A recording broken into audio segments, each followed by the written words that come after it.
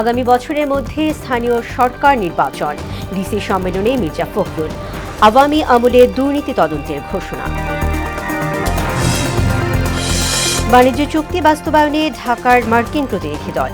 উদ্বিগ্ন হওয়ার কিছু নেই বললেন বাণিজ্যমন্ত্রী। স্বার্থবিরোধী কিছু হলে থাকছে পর্যালোচনার সুযোগ। শাপলা চত্বর হত্যাযজ্ঞে নিহত ৫৮ জনের পরিচয় শনাক্ত, হাসিনা সহ ৩০ জনের সম্পৃক্ততার প্রমাণ। তদন্ত শেষ পর্যায়ে জানালেন চিফ প্রসিকিউটর। এবং পশ্চিমবঙ্গে নতুন সরকারের শপথ ৯ মে। মুখ্যমন্ত্রী থেকে পদত্যাগ না করার ঘোষণা মমতার। ক্ষমতার পালা বদলেও পররাষ্ট্রনীতি পাল্টাবে না বাংলাদেশ।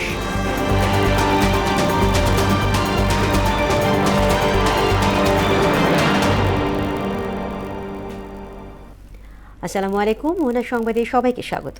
শুনছিলেন শিরোনাম, পুরো সংবাদে আছি আমি তাসমিয়া জেরিন। এবারে বিস্তারিত। আগামী বছরের মধ্যে স্থানীয় সরকার নির্বাচন সম্পন্ন করা হবে বলে জানিয়েছেন স্থানীয় সরকার মন্ত্রী মির্জা ফখরুল ইসলাম আলমগীর। বিকেলে জেলা প্রশাসক সম্মেলনে একথা জানান তিনি। আওয়ামী লীগ সরকারের আমলে স্থানীয় সরকার বিভাগে দুর্নীতি তদন্ত করার কথাও বলেন এলজিআরডি মন্ত্রী।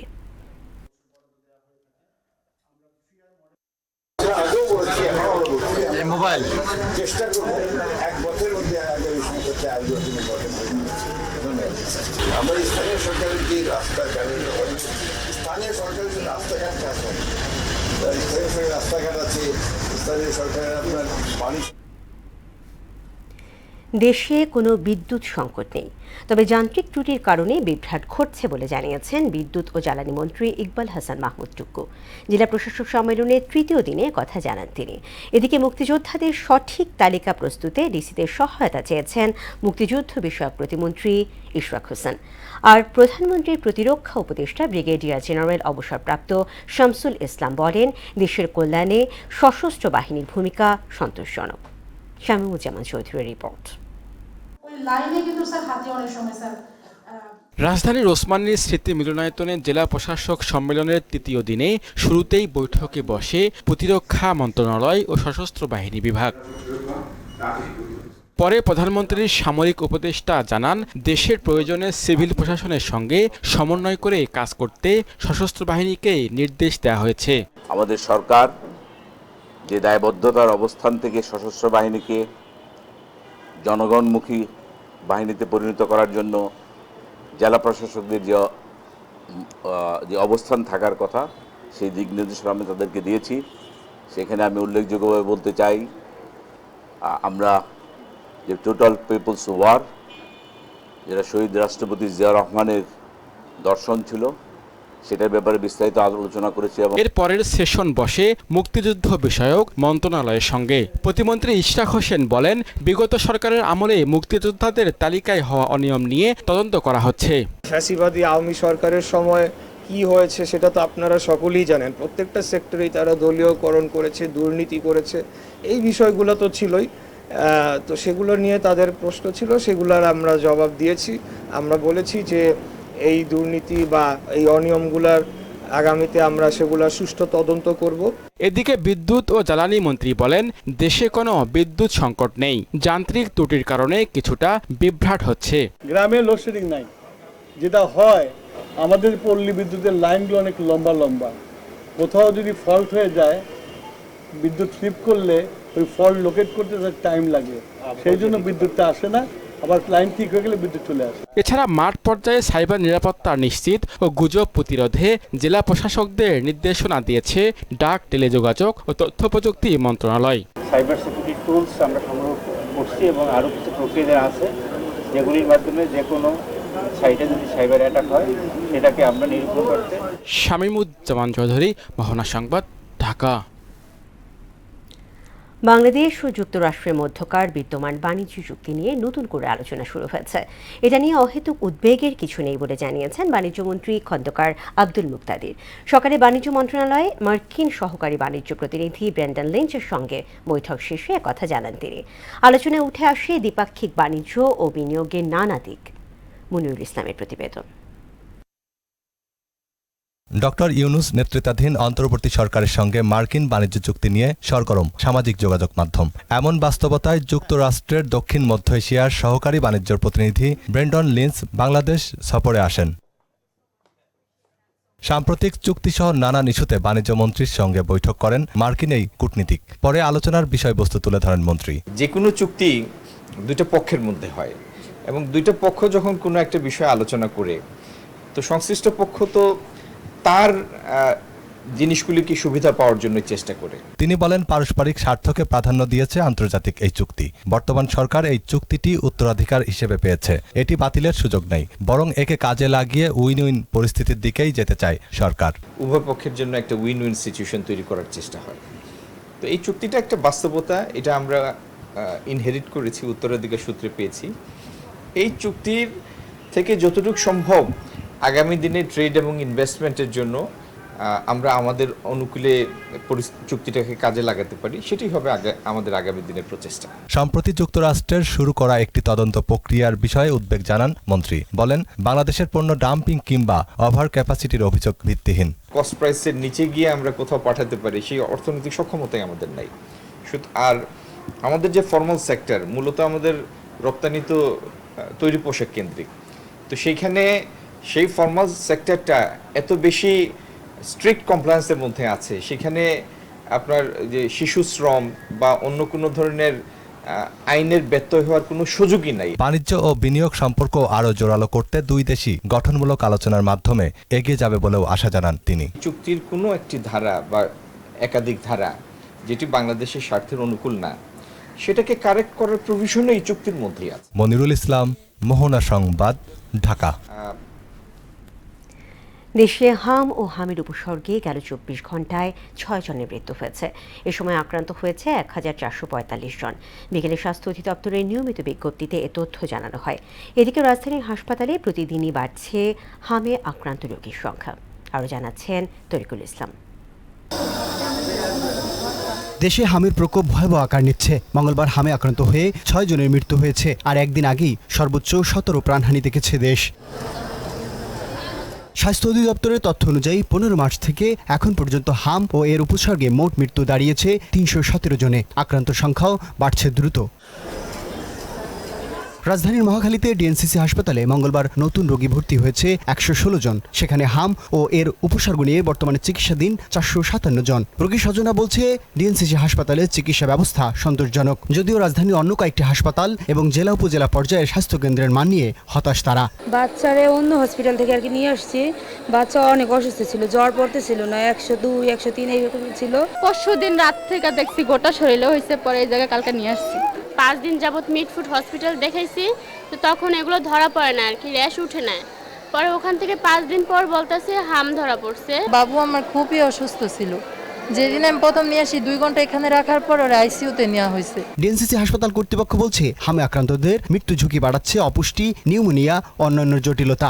অধিকাংশেরই রোগ প্রতিরোধ ক্ষমতা আগে থেকেই দুর্বল। কিছু বাচ্চা আছে 9 মাসের আগে আক্রান্ত হয়েছেন অলরেডি, তো যারা নাকি তারা তো টিকা নেওয়ার সময় হয়নি, এখন তারাও আক্রান্ত হচ্ছেন। মায়ের বুকে দুধ ঠিক মতো খাওয়ানো হয়নি বা যাদের নাকি পুষ্টিকর খাবার একটু সমস্যা আছে, তাদের ক্ষেত্রে আমরা দেখেছি ক্রিটিক্যালিটির হারটা বেশি, মানে জটিলতা তাদেরই বেশি হচ্ছে এবং তারা সুস্থ হতে অনেকদিন সময় লাগছে। চিকিৎসা নিয়ে বাড়ি ফেরা শিশুদের 1 মাস পর টিকা দেওয়ার পরামর্শ দেন চিকিৎসকরা।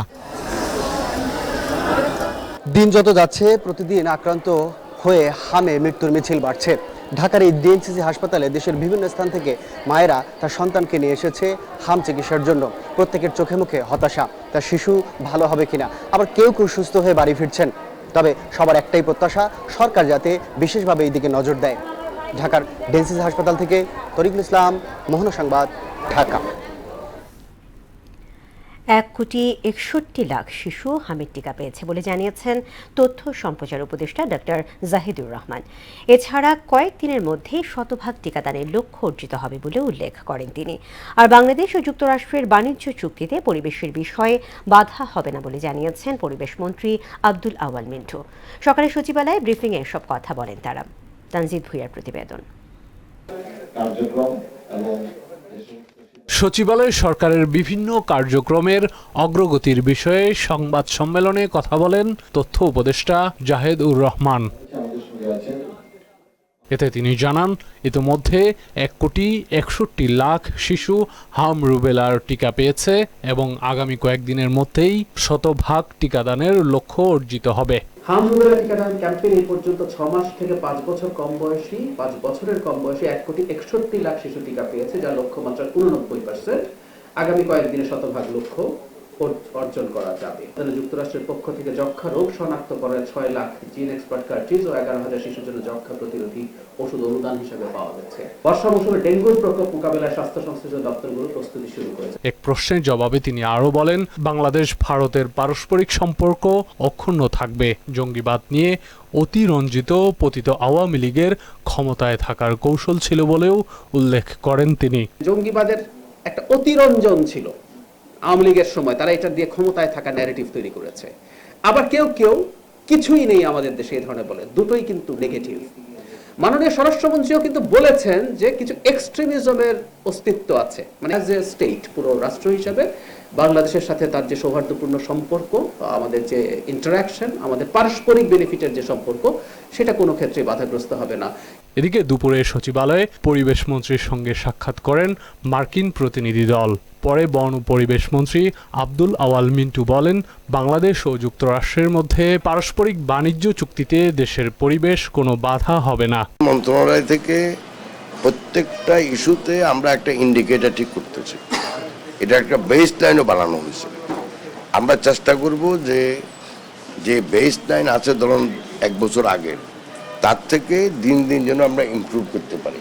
এনভায়রনমেন্ট রিলেটেড লগুলো আরও যেন ভালোভাবে বাস্তবায়ন করা হয়। এ সময় তিনি আরও বলেন, বাণিজ্য চুক্তি বাস্তবায়ন এবং পরিবেশ উন্নয়নে আইন বাস্তবায়নের বিষয়ে আলোচনা হয়েছে। সাথে বাণিজ্যিক সম্পর্ক আরো বাড়াতে চায়। যুক্তরাষ্ট্র বাংলাদেশের সঙ্গে বাণিজ্যিক সম্পর্ক আরও দৃঢ় করতে চায় বলেও জানান মন্ত্রী। সেখানে এনভায়রনমেন্টাল ইস্যু আছে। তানজিদ ভুইয়া, মোহনা সংবাদ, ঢাকা।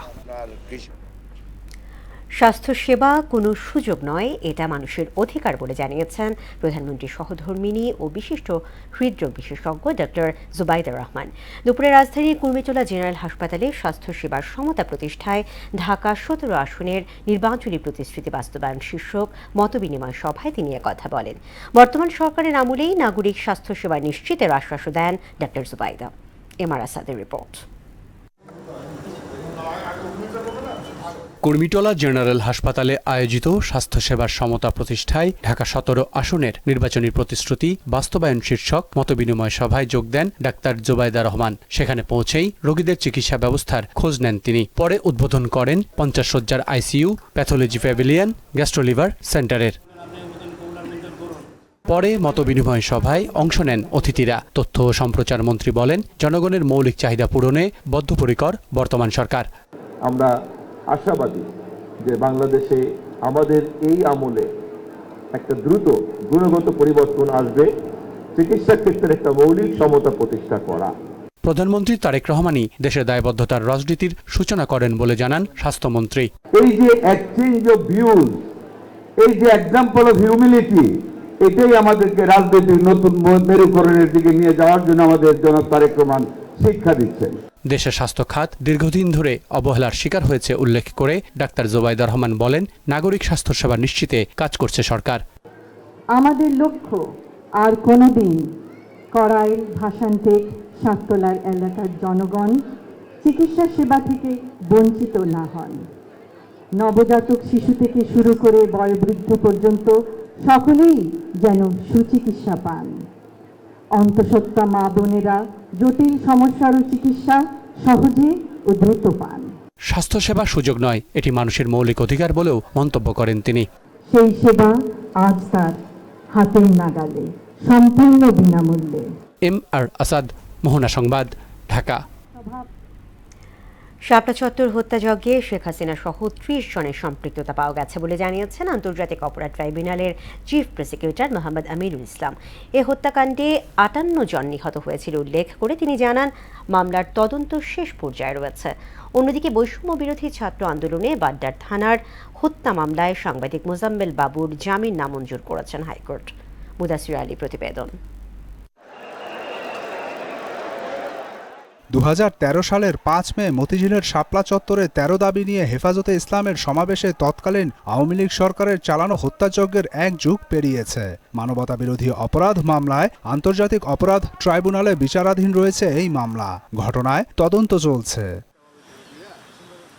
মঙ্গলবার এ নিয়ে কথা বলেন ট্রাইব্যুনালের চিফ প্রসিকিউটর মোহাম্মদ আমিনুল ইসলাম। এ সময় ঢাকা ও নারায়ণগঞ্জ সহ অন্যান্য অঞ্চলে প্রাণহানির সংখ্যা ও তাদের সম্পর্কে পাওয়া তথ্য জানান তিনি। শাপলা চত্বরের বা ঢাকার মধ্যে 32 জনের নিহত হওয়ার ঘটনা ঘটেছে। এই 32 জনের পরিচয় আমরা শনাক্ত করতে পেরেছি। সব মিলিয়ে আমরা এই পর্যন্ত প্রায় 58 জনের নিহত হওয়ার ঘটনা আমরা শনাক্ত করতে পেরেছি, তাদের পরিচয় আমরা পেয়েছি। তদন্ত প্রায় শেষ পর্যায়ে আছে উল্লেখ করে এ মর্মান্তিক ঘটনায় সম্পৃক্তদের কথাও জানান চিফ প্রসিকিউটর। সরকার প্রধান থেকে শুরু করে তৎকালীন বাহিনী প্রধান, কমিশনার, পুলিশ কমিশনার সহ অনেকেই এটার সাথে জড়িত থাকতে পারে, যাদের নাম আমরা তদন্তের সাথে এখনই প্রকাশ করছি না। যাদের যাদের সংশ্লিষ্টতা আছে আমরা সবাইকে নিয়ে আসবো। এদিকে জুলাই আন্দোলনের রাজধানীর বাড্ডা থানায় দায়ের করা হত্যা মামলায় সাংবাদিক মোজাম্মেল হক বাবুর জামিন নামঞ্জুর করেছেন হাইকোর্ট। বিচারপতি কে এম জাহিদ সারোয়ার ও বিচারপতি শেখ আবু তাহেরের হাইকোর্ট বেঞ্চ এ আদেশ দেন। অন্যদিকে আসন্ন সুপ্রিম কোর্ট বার অ্যাসোসিয়েশন নির্বাচনে 42 জনের প্রার্থিতা বাতিল হয়েছে। এ নিয়ে বাদ পড়া কয়েকজন নিন্দা জানান। কোন কারণে, কোন প্রেক্ষাপটে তারা বাতিল করলো, এই কৈফিয়ত তাদের কাছে আমরা চাই। আওয়ামী লীগ ট্যাগ লাগিয়ে যে আমাদের মনোনয়নপত্র বাতিল করেছে সম্পূর্ণ অবৈধ, অগণতান্ত্রিক। সুষ্ঠু তদন্ত হয়ে সবার অংশগ্রহণের নির্বাচনটা হোক। এই নির্বাচনে অংশ নিতে পদত্যাগ করেন সহকারী অ্যাটর্নি জেনারেল মোহাম্মদ তারিকুল ইসলাম। বাংলাদেশ সুপ্রিম কোর্ট বার অ্যাসোসিয়েশনের নির্বাচনে সহ সম্পাদক পদে পদপ্রার্থী, তাই আমি আমার নৈতিকতার জায়গা থেকে এই পদত্যাগের সিদ্ধান্ত গ্রহণ করেছি। 13 ও 14 মে অনুষ্ঠিত হবে সুপ্রিম কোর্ট বার অ্যাসোসিয়েশন নির্বাচন। মুদাসসির আলী, মোহনা সংবাদ, ঢাকা। ভারতের পশ্চিমবঙ্গ বিধানসভা নির্বাচনে জয়লাভের পর সরকার গঠনের প্রক্রিয়া শুরু করেছে ভারতীয় জনতা পার্টি বিজেপি। আগামী 9 মে হবে শপথ অনুষ্ঠান। এদিকে কালীঘাটে এক সংবাদ সম্মেলনে বর্তমান পদ থেকে পদত্যাগ না করার ঘোষণা দিয়েছেন তৃণমূল কংগ্রেস সভাপতি মমতা বন্দ্যোপাধ্যায়। পাশাপাশি নতুন সরকারের মুখ্যমন্ত্রীর পদ নিয়ে শুরু হয়েছে আলোচনা। সে তালিকায় আছে বিরোধী দলীয় নেতা শুভেন্দু অধিকারী, রাজ্য বিজেপি সভাপতি শ্রমিক ভট্টাচার্য সহ কয়েকজনের নাম। ঐশী আলমের ডেস্ক রিপোর্ট। ভারতের পশ্চিমবঙ্গ বিধানসভা নির্বাচনে জয়লাভের পর সরকার গঠনের প্রক্রিয়া শুরু করেছে ভারতীয় জনতা পার্টি বিজেপি। আগামী 9 মে রবীন্দ্র জয়ন্তীতে নতুন সরকারের শপথ গ্রহণের পরিকল্পনা করছে দলটি। এদিকে নির্বাচন পরবর্তী সাংবিধানিক প্রক্রিয়াও শুরু হয়েছে। ভারতের নির্বাচন কমিশনের জ্যেষ্ঠ কর্মকর্তারা প্রিন্সিপাল সেক্রেটারি এস.বি. যোশী এবং সেক্রেটারি সুজিত কুমার মিশ্র কলকাতায় প্রধান নির্বাচন কর্মকর্তা মনোজ কুমার আগরওয়ালের কাছে নির্বাচনী ফলাফলের সরকারি গেজেট হস্তান্তর করবেন। এরপর বর্তমান মুখ্যমন্ত্রী মমতা বন্দ্যোপাধ্যায়কে পদত্যাগের আহ্বান জানানো হবে। একই সঙ্গে নতুন সরকার শপথ নেওয়া পর্যন্ত প্রশাসনের ধারাবাহিকতা বজায় রাখতে তাকে তত্ত্বাবধায়ক মুখ্যমন্ত্রী হিসেবে দায়িত্ব পালনের অনুরোধ করা হতে পারে। যদিও মুখ্যমন্ত্রীর পদ থেকে পদত্যাগ না করার ঘোষণা দিয়েছেন তৃণমূল কংগ্রেসের মমতা বন্দ্যোপাধ্যায়। কালীঘাটে এক সম্মেলনে কথা বলেন তিনি। আমি আগেই আপনাদের বলেছিলাম, আমার ভিডিও আপনারা দেখে নিন, তার দুদিন আগে, যে ওরা কিন্তু প্রথমে বিজেপি এরিয়া দিয়ে শুরু করবে এবং ইলেকশনে কাউন্টিং হয় 14 থেকে 18 রাউন্ড। প্রথম 2-3 রাউন্ড ওরা কিন্তু কাউন্টিং করবে, প্ল্যান করে বিজেপি ওখান থেকে, যাতে ছেলেপেলেদের মোরাল ভেঙে যায়, বিজেপি গুন্ডামি করতে সাহস পায়। এর মধ্যেই আলোচনা চলছে পশ্চিমবঙ্গের পরবর্তী মুখ্যমন্ত্রী নিয়ে। এক্ষেত্রে এগিয়ে রয়েছেন বর্তমান বিরোধী দলীয় নেতা শুভেন্দু অধিকারী, রাজ্য বিজেপির সভাপতি শ্রমিক ভট্টাচার্য, দলটির সাবেক সভাপতি দিলীপ ঘোষ, সুকান্ত মজুমদার, সাংবাদিক ও রাজ্যসভার সাবেক সাংসদ স্বপন দাশগুপ্ত। অন্যদিকে তামিলনাড়ুর পরবর্তী মুখ্যমন্ত্রী হওয়ার দৌড়ে এগিয়ে আছে জনপ্রিয় দক্ষিণ ভারতীয় অভিনেতা ও টিভিকে দলের সভাপতি বিজয় থালাপাতি। ঐশী আলম, মোহনা সংবাদ। পশ্চিমবঙ্গে ক্ষমতায় পালাবদলে বাংলাদেশের পররাষ্ট্রনীতিতে কোনো পরিবর্তন আসবে না বলে জানিয়েছেন পররাষ্ট্র প্রতিমন্ত্রী শামা ওবায়েদ। বিকেলে ডিসি সম্মেলনের তৃতীয় দিনে পররাষ্ট্র মন্ত্রণালয়ের সঙ্গে সেশন শেষে একথা জানান তিনি। বাংলাদেশিরা বিদেশে গিয়ে দালাল চক্রের হাতে পড়ে বিপদে পড়ছেন উল্লেখ করে এক্ষেত্রে জেলা প্রশাসকদের সজাগ থাকার আহ্বান জানান প্রতিমন্ত্রী। নির্বাচন ভারতের আমাদের বাংলাদেশের foreign policy across the board একই থাকে। আমাদের বাংলাদেশ প্রথম বা বাংলাদেশ ফার্স্ট নিয়ে আমাদের ফরেন পলিসি, সেটা যেই সরকারে আসুক না সেই হিসেবে আমাদের ফরেন পলিসি পরিবর্তন হবে। নারায়ণগঞ্জের বোয়ালিয়াখাল এলাকায় মাদক বিরোধী অভিযান পরিচালনা করতে গিয়ে হামলার শিকার হয়েছে র্যাব 11-এর সদস্যরা। এ ঘটনায় র্যাবের 3 সদস্য আহত হয়েছেন। দুপুরে শহরের বোয়ালিয়াখাল লিচুবাগ এলাকায় এ ঘটনা ঘটে। এ বিষয়ে ফতুল্লা মডেল থানার ভারপ্রাপ্ত কর্মকর্তা মোহাম্মদ মাহবুব আলম জানান, আহতদের মধ্যে একজনের অবস্থা গুরুতর হওয়ায় ঢাকা পাঠানো হয়েছে এবং বাকি 2 জন নারায়ণগঞ্জে চিকিৎসা নিচ্ছেন।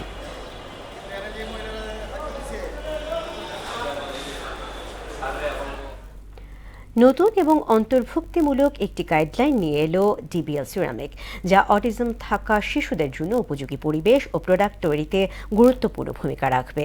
দীর্ঘ গবেষণার পর তৈরি গাইডলাইন থেকে অনুপ্রাণিত হয়ে বাজারে আনা হয়েছে বিশ্বের প্রথম অটিজম বান্ধব নিউরোটাইলস। ডিবিএল সিরামিক্স কর্তৃপক্ষ জানায়, বিশ্বে প্রায় 68.1% মানুষ অটিজম স্পেকট্রামে রয়েছে। এতদিন তাদের জন্য স্বস্তিদায়ক পরিবেশ তৈরির কোনো নির্দিষ্ট গাইডলাইন ছিল না। এজন্যই সবার জন্য এটি উন্মুক্ত করেছে ডিবিএল সিরামিক্স।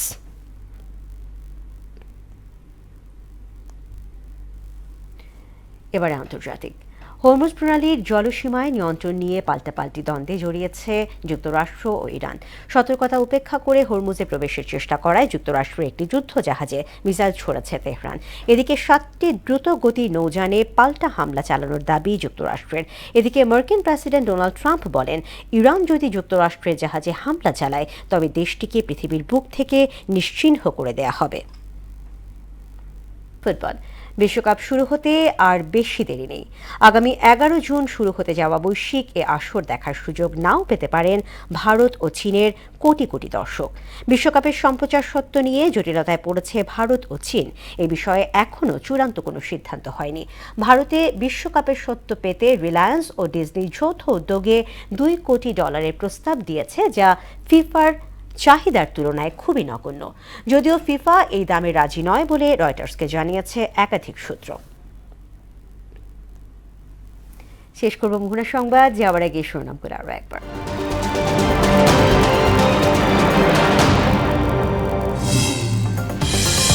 আগামী বছরের মধ্যে স্থানীয় সরকার নির্বাচন। ডিসি সম্মেলনে মির্জা ফখরুল। আওয়ামী লীগ আমলে দুর্নীতি তদন্তের ঘোষণা।